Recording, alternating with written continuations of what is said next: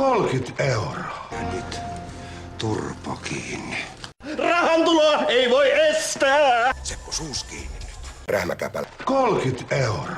Ei muuta kuin lapsen teko. Ja jälkiruuaksi sängyssä. Musta mies! Mä rakastan sua. Perhana! Enhän mä nyt tosissani. Etteis yhtään häpeä. Miten helkkarissa tämmönen voi olla edes mahdollista? Mikä niin? Niin.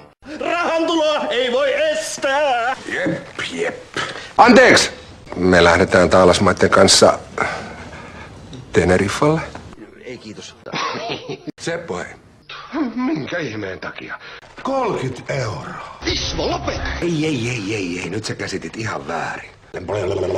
Halvemmaksi tulisi heittää seksi Seppo. Sillalta alas. Seppo. Kyllä sä oot melkoinen sonne. Perhana.